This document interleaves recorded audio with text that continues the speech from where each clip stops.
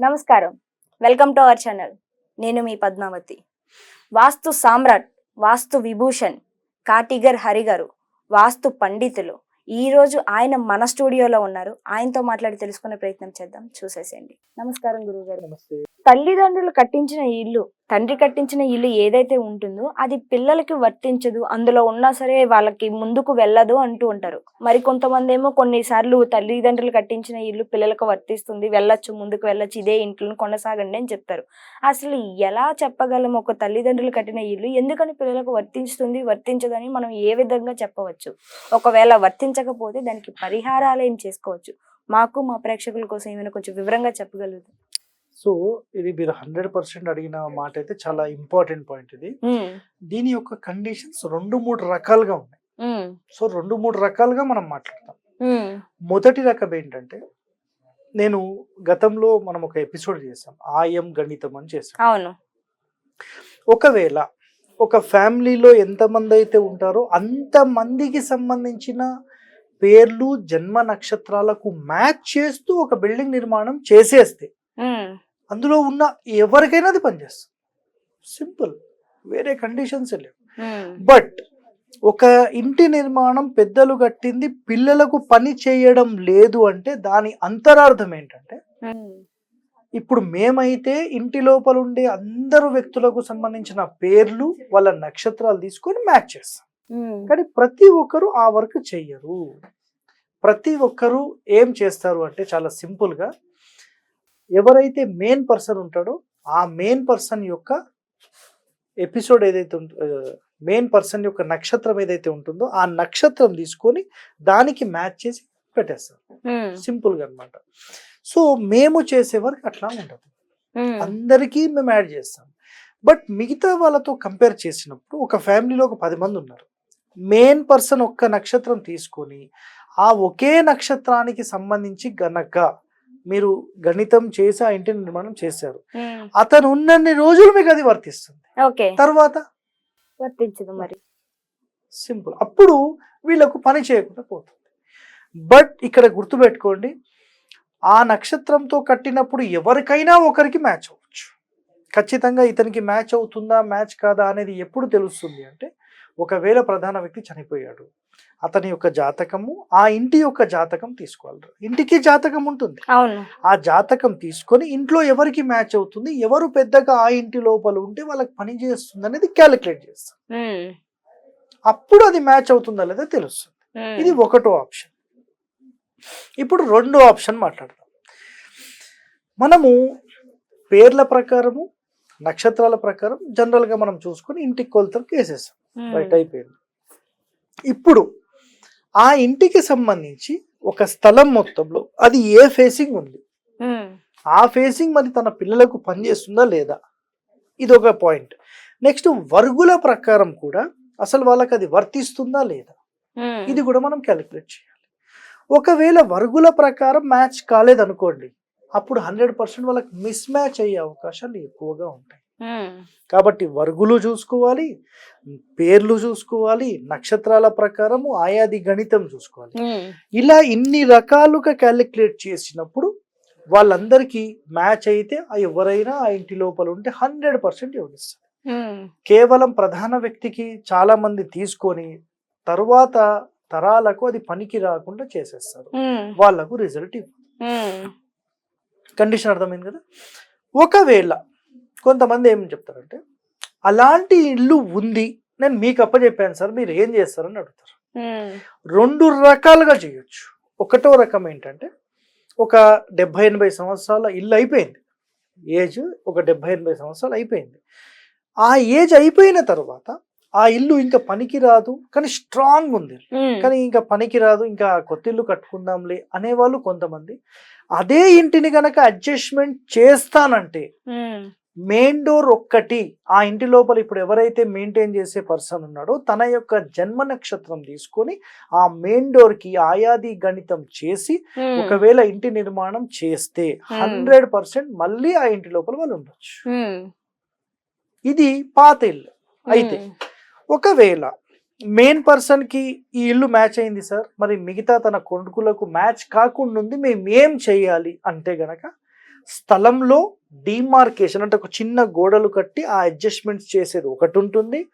రెండవ ఆప్షన్ ఏముంటుందంటే ఇంటి లోపలి కొలతలు కానీ బయటి కొలతలు కానీ ఆ ఇంటి లోపల ఇప్పుడు ఎవరైతే ఉందాం అనుకుంటున్నారో వాళ్ళ నక్షత్రాలకు మ్యాచ్ అయ్యే ఫ్రీక్వెన్సీ ఏమైనా దొరికితే, చుట్టు కొలత దొరికితే, ఒక 1/2 ఇంచో 1/2 ఇంచో ఏమైనా ప్లాస్టింగ్ చేసి మనం అడ్జస్ట్ చేయగలిగితే మళ్ళీ ఆ ఇంటిని మనం వైబ్రేషన్ జనరేట్ అయ్యేలాగా చేయొచ్చు.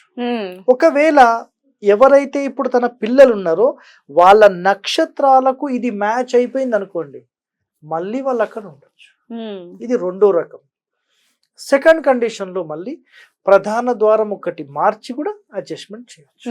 ఇలా మన పెద్దవాళ్లకు సంబంధించింది 100% ఆ పిల్లలకు యోగించే విధంగా చేసుకోవచ్చు.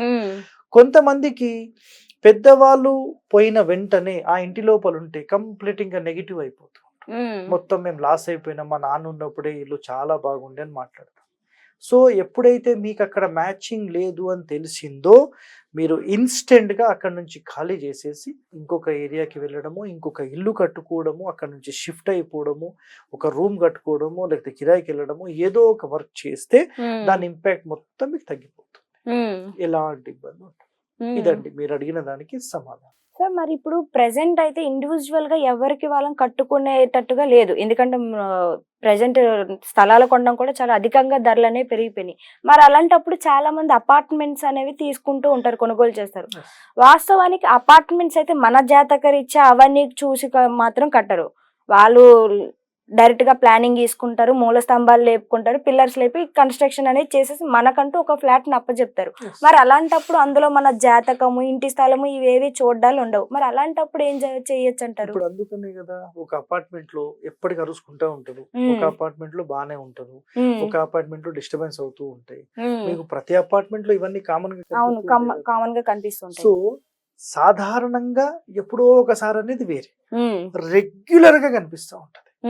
ఇప్పుడు మేముండే అపార్ట్మెంట్ ఆపోజిట్ ఒక అపార్ట్మెంట్ ఉంటుంది, అందులో ఒక పోర్షన్ వాళ్ళైతే ఆ ఒక్క పోర్షన్ కాదు, ఆ పోర్షన్ లో ఉండే కింది నుంచి పైన 5 అపార్ట్మెంట్స్ లో 5 ఫ్లాట్స్ లో ముగ్గురు ఎప్పుడు 12-1 గంటల అర్ధరాత్రి వరకు అరుచుకుంటూనే ఉంటారు ప్రతిరోజు. ఏం వాస్తు దోషం ఉంది, నేను ఒకసారి వెళ్ళి చూసేది ఉందన్నమాట.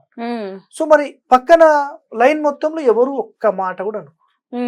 డిఫరెన్స్ ఒకటే అపార్ట్మెంట్ లో అటుపక్క ఇటుపక్క డిఫరెన్స్ ఉంది. సో ఇంటర్నల్ గా ఏదైనా ఒక దోషం ఉంటది. 100% వాస్తు ప్రకారం ఎవరు కట్టరు. ఎవరు కడతారు? వానికి ఏం అవసరం? 100% వాస్తుతో ఈ ఇల్లు కట్టబడిందని ఒక బోర్డు పెట్టి అమ్మేస్తే కొనేస్తారు మీరు. ఇప్పుడు మీకు నేను ఒక మాట చెప్తాను, మీరు ఒక స్వీట్ షాప్ పోయారు, 100% న్యాచురల్, అరే ఇది 100% న్యాచురల్ అంటే తీసుకు, మీకు తెలుసా? చేసినప్పుడు చూసిందా మీరు? అయిపోయి ఇక్కడ ఏమవుతుందంటే ఆ పేరుతో మనం తీసుకుంటున్నాం, బట్ అది ఒరిజినల్ లా కాదా మనం చెప్పాలి. నేను సింపుల్ గా మీకు చెప్తాను, ఒక బిర్యానీ మీరు ఇంట్లో వండాలంటే 1000 నుంచి 1500 అవుతుంది. మరి హోటల్లో కూడా 500కి అందరికి ఇచ్చేస్తుంది. అంటే సొంతంగా చేస్తే మరి 500లో చేయొచ్చు కదా, మీరు ఎందుకు చేయరు? మీరు వాడే క్వాలిటీ ఒరిజినల్ ఉంటుంది, వాళ్ళు అట్లా వాడరు వాళ్ళు, కాబట్టి ఆ ఒరిజినాలిటీ రాదు. కాబట్టి వాడు తక్కువ రేట్కి ఇస్తాడు, మనకు అది కాదు. కాబట్టి ఒరిజినల్ ఎప్పుడు కాస్ట్ ఎక్కువ ఉంటుంది. ప్లస్ అపార్ట్మెంట్ లో ఈ నియమాలన్నీ పాటించాలంటే తను ఎక్కువ సెట్ బ్యాక్లు వదలాలి, ప్రాపర్ వెంటిలేషన్ కావాలంటే బాల్కనీస్ యాడ్ చేయాలి, ఇవన్నీ చేయాలంటే అతనికి ఖర్చు పెరుగుతుంది, స్లాబ్ ఏరియా పెరుగుతుంది, మీరు ఎక్స్ట్రా అమౌంట్ ఇవ్వరు. ఇప్పుడు ఆపోజిట్ అపార్ట్మెంట్ 35 లక్షలు అంటే ఈయన 40 అంటే 40 ఎందుకు, వాళ్ళు 35 మేము ఆడికే పోతామంటారు. ఒక కూరగాయలు అమ్మే దగ్గర గుర్తుపెట్టుకోండి, మంచిగా కనిపించే కూరగాయల దగ్గరికే వెళ్తారు, కానీ డిమ్ముగుండే కూరగాయలు ఏవైతే ఉంటాయో అవి ఒరిజినల్ న్యాచురల్ గా ఫార్మింగ్ లోకి వస్తాయి. ఏవైతే ఫర్టిలైజర్స్ వాడతారో మంచి షైనింగ్ ఉంటాయి. మీరు షైనింగ్ వెళ్తారా, ఇక్కడికి వెళ్తారా? షైనింగ్ ఎందుకు వెళ్తాం, అందులో అనారోగ్యం వస్తుంది. మీకేం తెలుసు ఎంత మంచిగా ఉన్నాయి అని మీరే వెళ్తారు. ఇవి డిమ్ముగా ఉన్నాయి, ఇవి ఎప్పుడు, ఇవి న్యాచురల్, మీకు అర్థం కాదు. సబ్జెక్ట్ తెలియనప్పుడు మనం ఏం చేస్తామంటే ఏదైతే కనిపిస్తుందో అదే మంచిది అనుకుంటాం. నేను మొన్న ఒక బియ్యం షాప్కి వెళ్ళి అక్కడ కూర్చుని ఆయనతో మాట్లాడుతూ ఉన్నా, ఏదో ఒక పాయింట్ మీద మాట్లాడుతూ ఉన్నా. ఒక కొత్త దంపతులు వచ్చారు. నేను రైస్ ఎట్లా తీసుకుంటానంటే, రైస్ ఇట్లా పడితే చేతిలో జారొద్దు, దానిని రా రైస్ అంటారు, రా రైస్. అవును. సో ఆ రా రైస్ గురించి తెలుసా అందరికి? ఎవరికి తెలుసు? ఎవరికి తెలియదు. సరే, ఒక కొత్త దంపతులు వచ్చారు, ఒక కపుల్స్ వచ్చారు. వచ్చిన తర్వాత ఆమె ఒక రైస్ పట్టుకుంది, అబ్బా ఎంత స్మూత్ ఉన్నాయండి, చాలా మంచిగా ఉన్నాయి, అవి బాయిల్డ్ రైస్, ఉమ్, పాలిష్డ్ రైస్, అవును.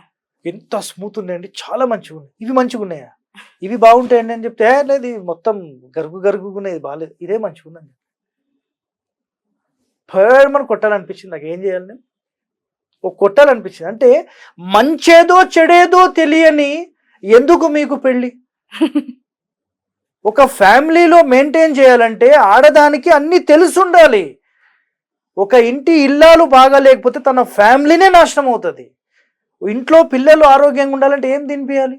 ఏం తినిపిస్తారు? ఆకలిస్తే మ్యాగీ తినిపించాలి. ఏదైతే అందవికారంగా కనిపిస్తుందో అది ఖచ్చితంగా ఆరోగ్యకరంగా ఉంటుంది. అది వాస్తవం. చాలా చక్కగా చెప్పారు. మీకు కూడా ధన్యవాదాలు.